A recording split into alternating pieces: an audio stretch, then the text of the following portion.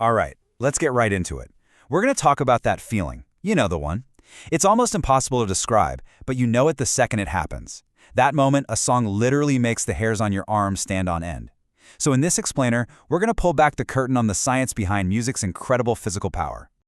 Oh, you know exactly what I'm talking about. Maybe you're on a long drive, or you've got your headphones in, totally in the zone. The music starts to build. The singer hits that perfect note, and then boom! A wave of chills just washes right over you. It's such a powerful and really personal experience. It's like you're not just hearing the song anymore. It feels like you're actually absorbing it. That tingle that might start at the back of your neck and just radiates out, that's where sound becomes a real physical sensation. But what is that really? What's going on? Well, that feeling, it's not just some poetic idea. It actually has a scientific name.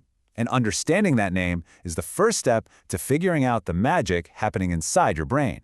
It's called Frisson.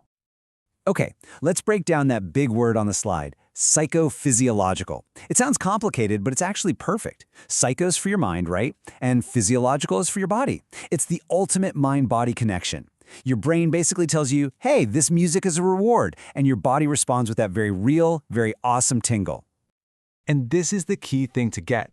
We're not talking about something you're just imagining. Nope. Scientists can actually measure this stuff. Changes in your heart rate, your breathing, even the electrical signals on your skin during these moments. It is a genuine biological event. Okay, so if it's a real biological thing, where in the world does it come from? Well, the answer is hiding deep inside a really old, really fundamental part of our brain, the reward system. Think about it.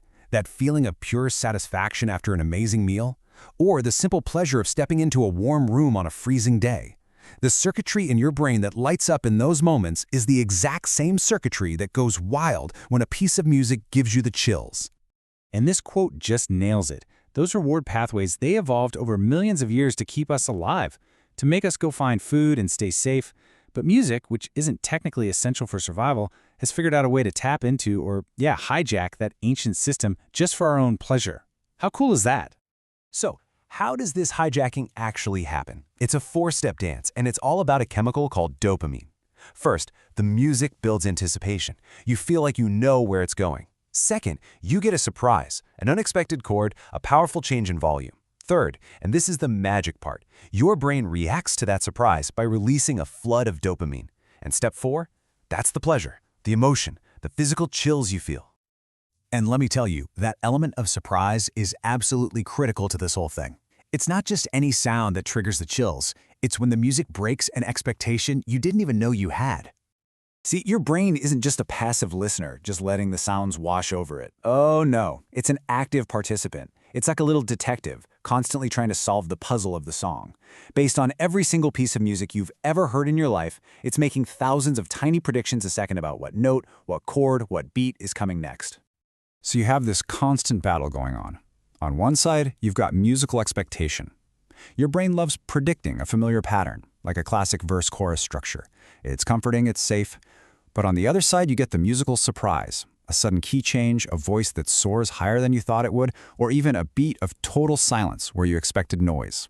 That's when your brain has to scramble. And this is the moment. The chill, that dopamine hit, it happens in that split second when the music completely defies your prediction, but does it in a way that just sounds beautiful and emotionally powerful. It's the incredible feeling of being delightfully wrong. So what parts of our brain are actually working together to create this incredible moment? Let's pop the hood and take a look at the neuroanatomy of a musical chill. It's really a team effort up there. First, you've got the auditory cortex. Its job is pretty simple. It just processes the raw sound. But then, the prefrontal cortex, your brain's master planner, starts building those expectations about where the music is headed. And finally, when that expectation is beautifully broken, the nucleus accumbens, the absolute heart of your reward circuit, is the one that unleashes that amazing dopamine rush. So it's this amazing high-speed conversation between the parts of your brain that hear, the parts that think, and the parts that feel, all of them working together to take a simple vibration in the air and transform it into one of the most profound emotional experiences a human can have. It's just wild. So, let's bring it all home. What does getting goosebumps from music really truly say about you and your brain? Here's the bottom line. If you experience frisson, it's actually a sign that your brain is firing on all cylinders. It means you have this really well-developed connection between your smart, analytical, predicting brain and your ancient, emotional, feeling brain. You aren't just hearing music, you are deeply, deeply processing it. I absolutely love this analogy. That chill is literally your brain giving itself a little pat on the back, a round of applause. It's a rush of pure pleasure that says, whoa, I did not see that coming, but that was amazing. I successfully updated my mental map. It's a reward for being such an attentive and engaged listener. So, I'll leave you with this final thought. The next time you feel that shiver run down your spine while listening to a song, just pause for a second. Ask yourself, what did my brain think was going to happen right there? And how did this beautiful piece of music so brilliantly and wonderfully prove me wrong?